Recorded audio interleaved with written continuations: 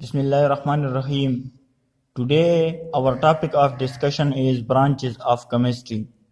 इससे पहले लेक्चर में हमने पढ़ा था कि केमिस्ट्री का डिफिनीशन क्या है, इसका इंट्रोडक्शन क्या है और केमिस्ट्री को पढ़ने की ज़रूरत क्या है। आज की इस वीडियो में हम पढ़ेंगे ब्रांचेस ऑफ केमिस्ट्री कि केमिस्ट्री की कौन कौन सी ब्रांचेस होती है। तो सबसे पहले हम डिस्कस करते हैं physical chemistry.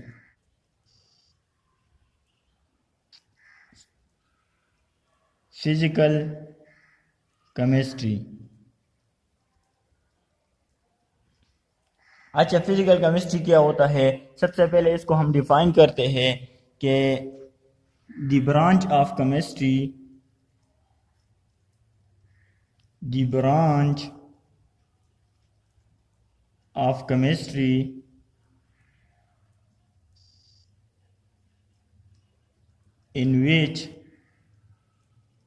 in which we study about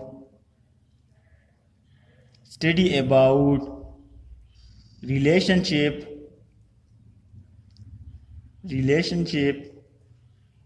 between composition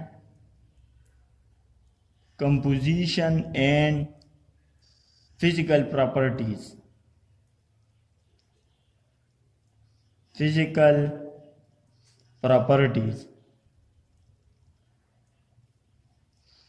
तो ऐसे ब्रांच ऑफ केमिस्ट्री को हम फिर कहते हैं फिजिकल केमिस्ट्री। के फिजिकल केमिस्ट्री में क्या होता है? यहाँ पर दो वर्ड है, एक होता है कंपोजिशन और दूसरा है फिजिकल प्रॉपर्टीज। इन दोनों के बीच में जो रिलेशनशिप होता है इसको हम फिजिकल केमिस्ट्री में पढ़ते हैं। अब इसका मतलब क्या है? फॉर एग्जांपल हमारे साथ H2O है, हमारे साथ क्या है? H2O है, H2O। तो इसकी कंपोजिशन क्या है? H2O की कंपोजिशन क्या है? जब हाइड्रोजन और ऑक्सीजन अब इसमें कंबाइन होते हैं तो ये हमारे साथ H2O का मॉलिक्यूल बनाते हैं। तो इसका कंपोजिशन है हाइड्रोजन और ऑक्सीजन। अब इसके दरमियान रिलेशनशिप क्या है फिजिकल प्रॉपर्टीज और कंपोजिशन के दरमियान? फिजिकल प्रॉपर्टीज कौन कौन सी होती है? जो हमारे पास मेल्टिंग पॉइंट है, जो बॉइलिंग पॉइंट है, इसको हम फिजिकल प्रॉपर्टीज कहते हैं। अब इन दोनों के दरमियान रिलेशनशिप क्या है? ये किस तरह फिजिकल प्रॉपर्टीज कंपोजिशन पर डिपेंड करती है। तो अगर हमारे साथ इसकी कंपोजिशन चेंज हो जाए, अगर हम इसकी कंपोजिशन चेंज कराते हैं, H2 प्लस यहाँ पर O2 लगाते हैं तो क्या होता है कि सारा का सारा मॉलिक्यूल चेंज हो जाता है। तो यहाँ पर H2O2 फिर बनेगा, तो इसकी कंपोजिशन टोटली चेंज हो गई। तो इसका जो मेल्टिंग पॉइंट और बॉइलिंग पॉइंट है H2O का, वो टोटली डिफरेंट है फ्रॉम H2O2, हाइड्रोजन पर ऑक्साइड। तो इन दोनों के दरमियान यही रिलेशनशिप है कि अगर आप इसकी कंपोजिशन चेंज कराते हैं तो इसकी जो मेल्टिंग पॉइंट है और बॉइलिंग पॉइंट है वो भी चेंज होगा। फिजिकल प्रॉपर्टीज डिपेंडेबल है कंपोजिशन पर, तो इसको हम स्टडी करते हैं फिजिकल केमिस्ट्री में। अच्छा, फिजिकल केमिस्ट्री की एप्लीकेशन क्या है? फिजिकल केमिस्ट्री की एप्लीकेशन हमारे साथ बहुत सारी है, लेकिन उनमें जो हम behaviour of solid and liquid पढ़ते हैं फिजिकल केमिस्ट्री में, और इसके साथ साथ हम फॉर्मेशन ऑफ मॉलिक्यूल और स्ट्रक्चर ऑफ एटम पढ़ते हैं इसके। अच्छा, मैं स्ट्रक्चर ऑफ एटम को यहाँ पर डिस्कस करता हूँ कि किस तरह हम इसमें स्ट्रक्चर ऑफ एटम को पढ़ते हैं। ये हमारे साथ क्या है? ये हमारे साथ न्यूक्लियस है, एटम का न्यूक्लियस है, और ये इसके इर्द गिर्द शेल है, ये शेल है। सबसे पहले हम एटॉमिक स्ट्रक्चर को डिस्कस करने से पहले हम सब एटॉमिक पार्टिकल के बारे में पढ़ते हैं। हमारे पास सब एटॉमिक पार्टिकल है, proton plus neutron plus electron, ये हमारे साथ सब एटॉमिक पार्टिकल है। प्रोटॉन के ऊपर positive charge, no charge, neutron के ऊपर और इलेक्ट्रॉन के ऊपर नेगेटिव चार्ज। अब इनकी प्लेसेस क्या है? इनकी प्लेसेस क्या है? प्रोटॉन और न्यूट्रॉन न्यूक्लियस के अंदर मौजूद होते हैं, जबकि इलेक्ट्रॉन शेल के इर्द गिर्द रिवॉल्यूशन करता है। प्रोटॉन के ऊपर कौन सा चार्ज होता है? प्रोटॉन के ऊपर पॉजिटिव चार्ज होता है, न्यूट्रॉन के ऊपर चार्ज नहीं होता। तो और ऑल न्यूक्लियस पर कौन सा चार्ज आ गया? पॉजिटिव चार्ज, क्योंकि न्यूट्रॉन के ऊपर नो चार्ज है और प्रोटॉन के ऊपर पॉजिटिव चार्ज है, तो और ऑल न्यूक्लियस पर पॉजिटिव चार्ज है। अच्छा, एक और बात याद रखें कि हमारे साथ एटॉमिक स्ट्रक्चर में जो नंबर ऑफ प्रोटॉन और इलेक्ट्रॉन होते हैं वो हमेशा सेम होते हैं। तो जो नंबर ऑफ प्रोटॉन है उसके ऊपर पॉजिटिव चार्ज है और नंबर ऑफ इलेक्ट्रॉन के ऊपर नेगेटिव चार्ज है, तो ये दोनों एक दूसरे का इफेक्ट कैंसिल आउट कर देते हैं और ओवरऑल एटम पर कौन सा चार्ज आता है, ओवरऑल एटम हमारे साथ न्यूट्रल होता है। तो इसी तरह हमारे साथ ये एटम का स्ट्रक्चर है और इसको हम फिजिकल केमिस्ट्री में स्टडी करते हैं। सेकंड जो ब्रांच है हमारे साथ वो है ऑर्गेनिक केमिस्ट्री। ऑर्गेनिक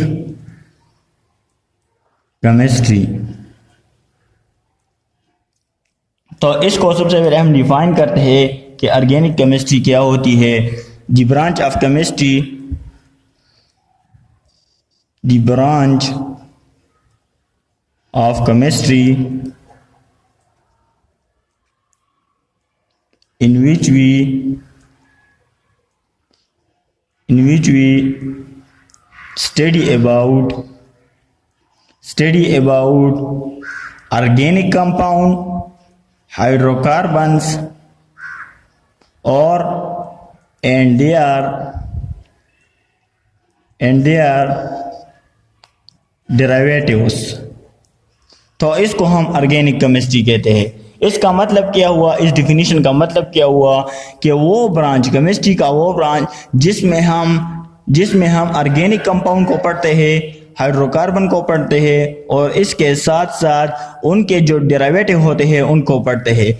अब ऑर्गेनिक कंपाउंड क्या होते हैं, वो कंपाउंड जिनके अंदर carbon as a essential element होता है, इसको हम ऑर्गेनिक कंपाउंड कहते हैं। फॉर एग्जांपल हमारे साथ क्या है, एसिटिक एसिड है, CH3C डबल बॉन्ड O और यहाँ पर OH। यहाँ पर कार्बन एज एसेंशियल एलिमेंट यहाँ पर मौजूद है। यहाँ पर एक कार्बन, दूसरा कार्बन, एक ऑक्सीजन, दूसरा ऑक्सीजन। इसके अलावा कोई और एलिमेंट हो सकता है लेकिन कार्बन इसमें एसेंशियल एलिमेंट होगा, तो इसको हम कहते हैं ऑर्गेनिक कंपाउंड। अब हाइड्रोकार्बन क्या होते हैं, वो कंपाउंड जिसके अंदर कार्बन और ऑक्सीजन एटम मौजूद होते हैं।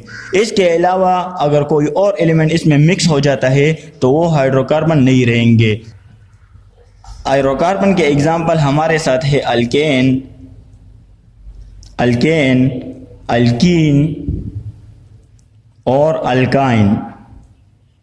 ये सारे के सारे हमारे साथ हाइड्रोकार्बन है। अगर अल्केन में आप लोग देख ले तो यहाँ पर CH3 सिंगल बॉन्ड CH3। अगर अल्कीन में आप लोग देखें तो CH2 double bond CH2।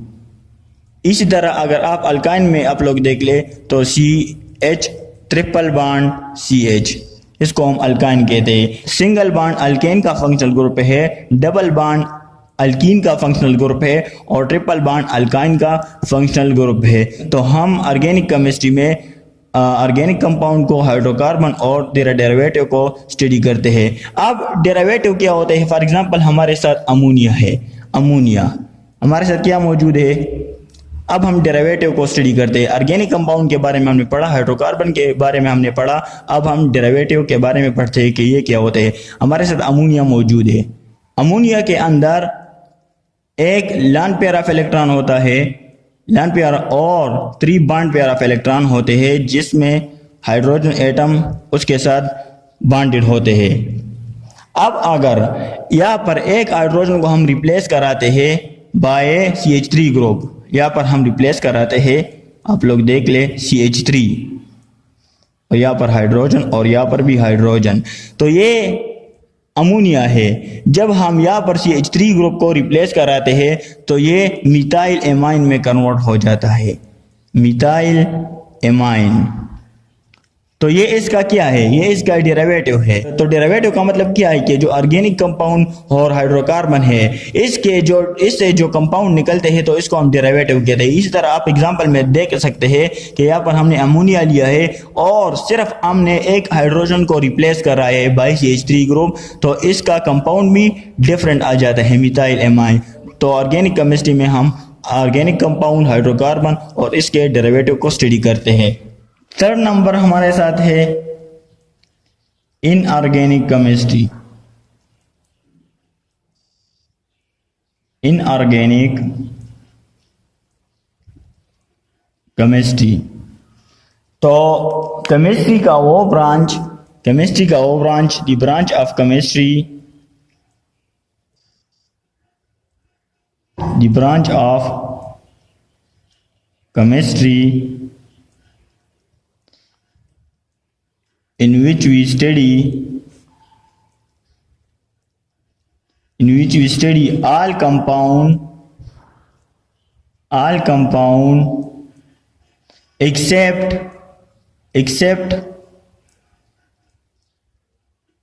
carbon and hydrogen, means hydrocarbon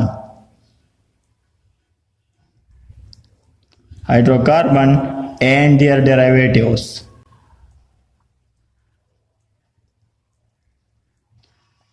inorganic chemistry क्या होते हैं कि इसमें हम सारे के सारे कंपाउंड केमिस्ट्री की स्टडी करते हैं, लेकिन जो हाइड्रोकार्बन होते हैं जिसमें हाइड्रोजन और कार्बन एटम होता है और इनके जो डेरिवेटिव होते हैं इसको हम स्टडी नहीं करेंगे। बाकी सारे के सारे कंपाउंड हम इनऑर्गेनिक केमिस्ट्री में स्टडी करेंगे।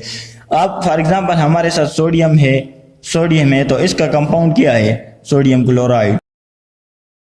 तो इसको हम इनऑर्गेनिक केमिस्ट्री में स्टडी करेंगे, ऐसे कंपाउंड को जिनमें कार्बन और हाइड्रोजन एटम मौजूद नहीं होता। नेक्स्ट हमारे साथ है fourth one,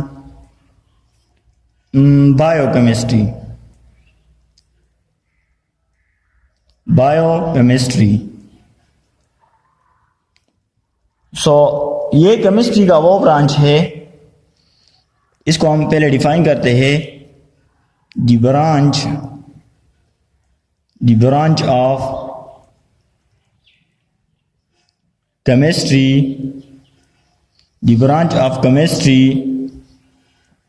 which deal with the study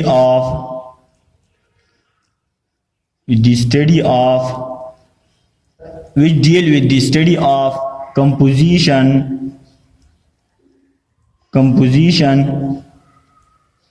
structure and the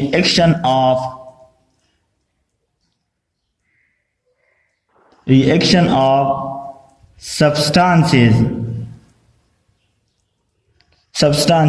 लेकिन इसको हम कहाँ पर स्टडी करते हैं? कंपोजिशन को, स्ट्रक्चर को और रिएक्शन ऑफ सब्सटेंसेस को inside the body of living organism. तो इसको हम बायोकेमिस्ट्री कहते हैं। बायोकेमिस्ट्री का जो वर्ड है वो दो वर्ड की कॉम्बिनेशन है, एक है बायो और दूसरा है केमिस्ट्री। तो बायो मीन लाइफ और केमिस्ट्री। तो लाइफ का जो केमिस्ट्री होता है मीन्स केमिस्ट्री ऑफ लाइफ, इसके बारे में हम इसमें स्टडी करेंगे। So the branch of chemistry which deal with the study of composition, structure and reaction of substances inside the body of living organism, इसको हम बायोकेमिस्ट्री कहते हैं। अब कंपोजिशन का मतलब क्या होता है, स्ट्रक्चर का मतलब क्या होता है और रिएक्शन ऑफ सब्सटेंसेस का मतलब क्या होता है, इसको हम डिस्कस करते हैं। फॉर एग्जांपल हमारे साथ है कार्बोहाइड्रेट्स। हमारे साथ क्या है? कार्बोहाइड्रेट्स। इसका हम सिंपल यूनिट लेते हैं ग्लूकोज को हम लेते हैं, और ग्लूकोज का जो फार्मूला है वो है C6H12O6। ग्लूकोज का फार्मूला क्या है? C6H12O6। अब इसकी कंपोजिशन क्या है? इसकी कंपोजिशन ये है कि इसमें 6 कार्बन एटम मौजूद है, 6 कार्बन 12 हाइड्रोजन एटम मौजूद है और 6 ऑक्सीजन एटम मौजूद है। ये इसकी कंपोजिशन है, ये इसकी क्या है? ये इसकी कंपोजिशन है। अब स्ट्रक्चर का क्या मतलब है? स्ट्रक्चर का मतलब ये है कि ये 6 कार्बन 12 हाइड्रोजन और 6 ऑक्सीजन, इसकी अरेंजमेंट किस तरह है, ये अरेंज किस तरह हुए, तो इसका मतलब है स्ट्रक्चर। अब रिएक्शन का मतलब क्या है? जब हम कार्बोहाइड्रेट हमारे डाइट में मौजूद होता है ग्लूकोज, जब हम इसको खा लेते हैं तो क्या होता है? इसकी डाइजेशन स्टार्ट हो जाती है, एनाबॉलिज्म कैटाबॉलिज्म स्टार्ट हो जाती है। तो जब वो हो जाती है तो इसके नतीजे में हमारे साथ एटीपी जनरेट हो जाती है। क्या? एटीपी। और एटीपी का मतलब क्या है? एनर्जी। एनर्जी, और इसको हम एनर्जी को हम डिफरेंट पर्पस के लिए यूज़ करते हैं। तो बायोकेमिस्ट्री में हम यही चीज़ें स्टडी करते हैं कि जो सारे रिएक्शन होते हैं और जो हमारे साथ कंपाउंड होते हैं, इसका कंपोजिशन क्या है, स्ट्रक्चर क्या है और इसके रिएक्शन क्या है, तो इसको हम बायोकेमिस्ट्री में स्टडी करते हैं। सो बाकी जो ब्रांचेज है इसको हम इंशाल्लाह नेक्स्ट लेक्चर में पढ़ेंगे। Okay, thanks.